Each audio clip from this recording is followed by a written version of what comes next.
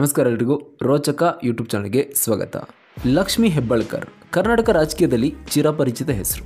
ಕಾಂಗ್ರೆಸ್ ಪಕ್ಷದ ದಿಟ್ಟ ನಾಯಕಿಯಾಗಿ ಹೆಸರು ಮಾಡಿದವರು. ವಿಶೇಷವಾಗಿ ಪ್ರಭಾವಿ ಲಿಂಗಾಯತ ನಾಯಕಿ ಅಂತಲೇ ಹೆಸರಾದವರು. ಇನ್ನು ಹಣಕಾಸು ವಿಷಯದಲ್ಲಂತೂ ಶ್ರೀಮಂತ ರಾಜಕಾರಣಿ. ರಾಜಕೀಯ ರಂಗದಲ್ಲಿ ಹಲವು ಕಾರಣಗಳಿಂದ ಸುದ್ದಿಯಲ್ಲಿದ್ದಾರೆ. ಸಿದ್ದರಾಮಯ್ಯ ನೇತೃತ್ವದ ಸರ್ಕಾರದಲ್ಲಿ ಸಂಪುಟ ದರ್ಜೆ ಸಚಿವರಾಗಿರುವ ಲಕ್ಷ್ಮಿ ಹೆಬ್ಬಾಳ್ಕರ್ ಮಹಿಳಾ ಮತ್ತು ಕಲ್ಯಾಣ ಇಲಾಖೆ ಸಚಿವರಾಗಿ, ಅದರಲ್ಲೂ ಗ್ಯಾರಂಟಿ ಯೋಜನೆ ಬಂದ ಮೇಲೆ ಲಕ್ಷ್ಮಿ ಹೆಬ್ಬಾಳ್ಕರ್ ಅವರ ಖ್ಯಾತಿ ಇನ್ನಷ್ಟು ಜಾಸ್ತಿ ಆಯಿತು. ಹಾಗಾದರೆ ಲಕ್ಷ್ಮಿ ಹೆಬ್ಬಾಳ್ಕರ್ ಅವರ ಆಸ್ತಿ ಎಷ್ಟು, ಸಚಿವರಾಗಿರುವ ಲಕ್ಷ್ಮಿ ಹೆಬ್ಬಾಳ್ಕರ್ ಅವರಿಗೆ ಕರ್ನಾಟಕ ಸರ್ಕಾರದಿಂದ ಎಷ್ಟು ಸಂಬಳ ಸಿಗುತ್ತೆ, ಅವರ ಗಂಡ ಯಾರು, ಎಲ್ಲದನ್ನು ಕೂಡ ಈ ವಿಡಿಯೋದಲ್ಲಿ ನೋಡ್ತಾ ಹೋಗೋಣ.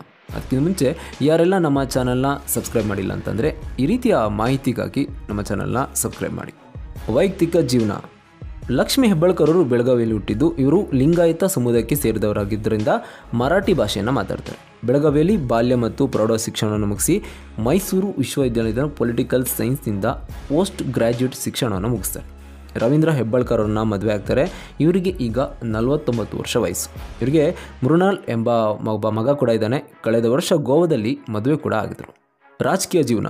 3ನೇ ತರಗತಿಯಲ್ಲಿದ್ದಾಗ ವಿದ್ಯಾರ್ಥಿ ಪರಿಷತ್ನಲ್ಲಿ ನಾಯಕಿಯಾಗಿ ವಿನ್ ಆಗ್ತಾರೆ. ಕಾಂಗ್ರೆಸ್ ಪಕ್ಷದ ಸದಸ್ಯತ್ವ ಪಡೆದು ಪಕ್ಷ ಸಂಘಟನೆಯಲ್ಲಿ ಬೆರೆತು ಜಿಲ್ಲಾ ಮಹಿಳಾ ಕಾಂಗ್ರೆಸ್ ಘಟಕದ ಅಧ್ಯಕ್ಷೆಯಾಗಿ ಮುಂದುವರಿತಾರೆ. 2013ರಲ್ಲಿ ನಡೆದ ಚುನಾವಣೆಯಲ್ಲಿ ಬೆಳಗಾವಿ ಗ್ರಾಮೀಣ ಭಾಗದಲ್ಲಿ ಇವರಿಗೆ ಟಿಕೆಟನ್ನು ಕೊಡಲಾಗುತ್ತೆ. ಅಲ್ಲಿ ಇವರು ಸೋತೋಗ್ತಾರೆ. 2014ರಲ್ಲಿ ಕೂಡ ಬೆಳಗಾವಿ ಲೋಕಸಭಾ ಕ್ಷೇತ್ರದಲ್ಲಿ ಟಿಕೆಟನ್ನು ಕೊಡ್ತಾರೆ. ಅಲ್ಲೂ ಕೂಡ BJP ವಿರುದ್ಧ ಇವರು ಸೋಲ್ತಾರೆ. ಲಕ್ಷ್ಮಿ ಹೆಬ್ಬಾಳ್ಕರ್ ಅವರ ಗಂಡ, ಆಸ್ತಿ, ಆದಾಯ. ಇನ್ನು ಬಹಳಷ್ಟು ಜನರಿಗೆ ಪರಿಚಯವಿಲ್ಲದ ಹೆಸರು ಅಂತ ಅಂದರೆ ಅದು ಲಕ್ಷ್ಮಿ ಹೆಬ್ಬಾಳ್ಕರ್ ಅವರ ಗಂಡನ ಹೆಸರು. ಹೌದು, ಮಾಧ್ಯಮಗಳ ಮುಂದೆ ಅಷ್ಟು ಕಾಣಿಸಿಕೊಳ್ಳದ ಇವರ ಗಂಡನ ಹೆಸರು ರವೀಂದ್ರ ಹೆಬ್ಬಾಳ್ಕರ್. ಇನ್ನು ಲಕ್ಷ್ಮಿ ಹೆಬ್ಬಾಳ್ಕರ್ ಅವರ ವಾರ್ಷಿಕ ಆದಾಯ ಸುಮಾರು 7 ಕೋಟಿ ಅಂತ ಹೇಳಲಾಗುತ್ತೆ. ಅಂದರೆ ತಿಂಗಳಿಗೆ ಸುಮಾರು 59 ಲಕ್ಷ ರೂಪಾಯಿ ಸಂಪಾದನೆ ಮಾಡ್ತಾರೆ. ಲಕ್ಷ್ಮಿ ಹೆಬ್ಬಾಳ್ಕರ್ ಕೇವಲ ರಾಜಕೀಯ ಮಾತ್ರ ಅಲ್ಲದೆ ಅನೇಕ ವ್ಯವಹಾರಗಳಲ್ಲಿ ಕೂಡ ಹೂಡಿಕೆ ಮಾಡಿದ್ದಾರೆ. ಹರ್ಷ ಶುಗರ್ಸ್ನ ನಿರ್ದೇಶಕಿಯಾಗಿರುವ ಇವರು ಅಲ್ಲೂ ಕೂಡ ಆದಾಯ ಗಳಿಸ್ತಾರೆ. ಶಾಸಕಿ ವೇತನ, ಕ್ಯಾಪಿಟಲ್ ಗೇನ್ಸ್, ಕೃಷಿ ಆದಾಯ, ಹೀಗೆ ಅನೇಕ ಆದಾಯದ ಮೂಲಗಳು ಇವರಿಗಿದೆ. ಇನ್ನು ಶೇರ್ಸ್ ಹಾಗೂ ಬಾಂಡ್ಗಳಲ್ಲಿ ಕೂಡ ಕೋಟಿ ಹೂಡಿಕೆ ಮಾಡಿದ್ದಾರೆ. ಇನ್ನು ಇವರ ಬಳಿ ಸ್ವಂತ ಕಾರು, ಮನೆ ಹಾಗೂ ಅನೇಕ ಲಕ್ಷಾಂತರ ಮೌಲ್ಯದ ಬಂಗಾರ ಕೂಡ ಇವರ ಬಳಿ ಇದೆ. ಸುಮಾರು 28 ಕೋಟಿಯಷ್ಟು ಆಸ್ತಿ ಹೊಂದಿದ್ದಾರೆ ಅಂತ ಚುನಾವಣಾ ನಾಮಪತ್ರದಲ್ಲಿ ಸಲ್ಲಿಕೆಯಾಗಿದೆ. ಆದರೆ ಇವರ ಮೇಲೆ ಬೇನಾಮಿ ಆಸ್ತಿಯ ಆರೋಪಗಳು ಕೂಡ ಕೇಳಿಬಂದಿದೆ. ಆದರೆ ತನ್ನ ಬಳಿ ಯಾವ ಬೇನಾಮಿ ಆಸ್ತಿ ಇಲ್ಲ ಅಂತ ಸ್ವತಃ ಲಕ್ಷ್ಮಿ ಹೆಬ್ಬಾಳ್ಕರ್ ಅವರೇ ಘೋಷಣೆ ಮಾಡಿಕೊಂಡಿದ್ದಾರೆ. ಇನ್ನು 2023ರ ವಿಧಾನಸಭಾ ಚುನಾವಣೆ ವೇಳೆ ತಮ್ಮ ಆಸ್ತಿಯನ್ನು ಘೋಷಣೆ ಮಾಡಿಕೊಂಡಿದ್ದಾರೆ. ಅದರ ಪ್ರಕಾರ ಲಕ್ಷ್ಮಿ ಹೆಬ್ಬಾಳ್ಕರ್ ಅವರ ಹೆಸರಿನಲ್ಲಿ 10,81,81,167 ರೂಪಾಯಿ ಮೌಲ್ಯದ ಚರಾಸ್ತಿ ಇದೆ. ಅವರ ಪತಿ ರವೀಂದ್ರ ಅವರ ಹೆಸರಿನಲ್ಲಿ 26,80,00,000 ರೂಪಾಯಿ ಬೆಲೆಯ ಚರಾಸ್ತಿ ಅವರ ಬಳಿ ಇದೆ. ಅಲ್ಲದೆ 1,90,00,000 ರೂಪಾಯಿ ಬೆಲೆಯ ಸ್ಥಿರಾಸ್ತಿ ಹೊಂದಿರುವ ಹೆಬ್ಬಾಳ್ಕರ್ ಅವರ ಮೈ ಮೇಲೆ 8 ಕೋಟಿ ರೂಪಾಯಿ ಸಾಲ ಇದೆ. ಅವರ ಪತಿಯ ಹೆಸರಿನಲ್ಲಿ ಸಹ 5,25,000 ರೂಪಾಯಿ ಸಾಲ ಇದೆ. ಹೆಬ್ಬಾಳ್ಕರ್ ಅವರ ಕೈಯಲ್ಲಿ 11,51,000 ರೂಪಾಯಿ ನಗದು ಹಣ ಇದ್ದರೆ, ಪತಿ ರವೀಂದ್ರ ಅವರ ಕೈಯಲ್ಲಿ 29,658 ರೂಪಾಯಿ ನಗದು ಹಣ ಇದೆ ಅಂತ ಘೋಷಣೆ ಮಾಡಿಕೊಂಡಿದ್ದಾರೆ. 27,55,000 ರೂಪಾಯಿ ಬೆಲೆ ಬಾಳುವಂಥ ಕೃಷಿ ಭೂಮಿ, 18 ಲಕ್ಷ ರೂಪಾಯಿ ಬೆಲೆ ಬಾಳುವಂಥ ಕೃಷಿಯೇತರ ಜಮೀನು ಇವರ ಬಳಿ ಇದೆ. ಇದ್ರ ಜೊತೆಗೆ 10,86,00,000 ರೂಪಾಯಿ ಮೌಲ್ಯದ ಚರಾಸ್ತಿ ಹಾಗೂ 1,90,00,000 ರೂಪಾಯಿ ಮೌಲ್ಯದ ಸ್ಥಿರಾಸ್ತಿ ಇವರ ಬಳಿ ಇದೆ. ಹೆಬ್ಬಾಳ್ಕರ್ ಅವರ ಹೆಸರಿನಲ್ಲಿ 30 ಲಕ್ಷ ರೂಪಾಯಿ ಬೆಲೆಯ ಐಷಾರಾಮಿ ಕಾರಿದ್ರೆ, ಪತಿಯ ಹೆಸರಿನಲ್ಲಿ 14 ಲಕ್ಷ ರೂಪಾಯಿ ಬೆಲೆಯ ಕಾರಿದೆ. ಲಕ್ಷ್ಮಿ ಹೆಬ್ಬಾಳ್ಕರ್ ಅವರು ತಮ್ಮ ಹೆಸರಿನಲ್ಲಿ 28 ಲಕ್ಷ ರೂಪಾಯಿ ಬೆಲೆಯ ಬಂಗಾರದ ಆಭರಣ ಇದ್ದರೆ, 1,10,000 ರೂಪಾಯಿ ಬೆಲೆಯ 2 kg ಬೆಳ್ಳಿ ಇದೆ. ಇನ್ನು ಅವರ ಪತಿಯ ಬಳಿ 5 ಲಕ್ಷ ರೂಪಾಯಿ ಬೆಲೆಯ ಬಂಗಾರದ ಆಭರಣಗಳಿವೆ. ಹೆಬ್ಬಾಳ್ಕರ್ ಅವರಿಗೆ ಸ್ನೇಹಿತರು ಮತ್ತು ಕುಟುಂಬದ ಸದಸ್ಯರು 5,63,00,000 ರೂಪಾಯಿ ಸಾಲ ಕೊಟ್ಟಿದ್ದಾರೆ. ಅಲ್ಲದೆ ಸರ್ಕಾರದ 1,19,00,000 ರೂಪಾಯಿ ಸಾಲ ಬಾಕಿ ಇದೆ.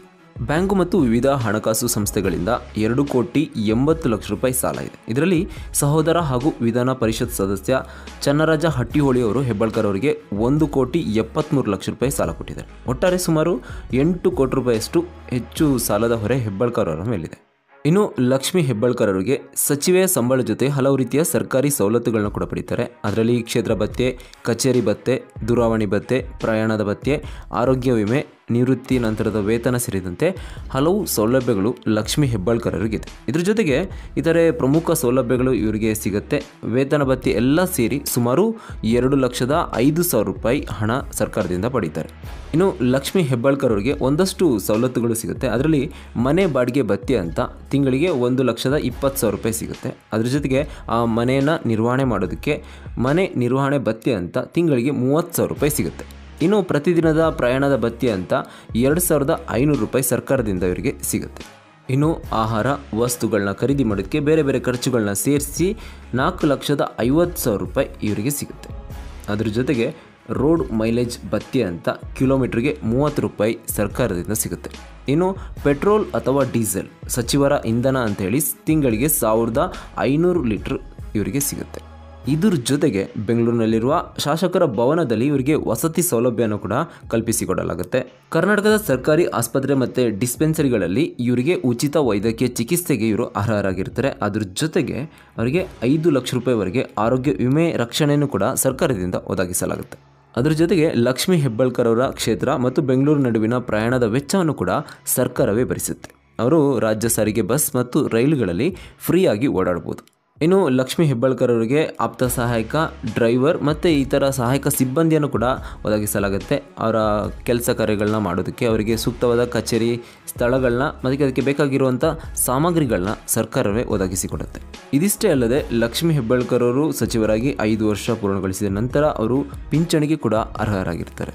ಇದಿಷ್ಟು ಲಕ್ಷ್ಮೀ ಹೆಬ್ಬಾಳ್ಕರ್ ಅವರ ಜೀವನ, ರಾಜಕೀಯ ಜೀವನ, ಅವರ ಸಂಬಳ, ಅವರ ಆಸ್ತಿ, ಅವರಿಗೆ ಸರ್ಕಾರದಿಂದ ಸಿಗುವಂಥ ಸವಲತ್ತುಗಳ ಬಗ್ಗೆ ಸಣ್ಣದಾದ ವರದಿ. ಇದರ ಬಗ್ಗೆ ನಿಮ್ಮ ಅನಿಸಿಕೆ, ಅಭಿಪ್ರಾಯ ಏನೆಂಬುದನ್ನು ನಮಗೆ ಕಮೆಂಟ್ ಮೂಲಕ ತಿಳಿಸಿ. ಧನ್ಯವಾದಗಳು.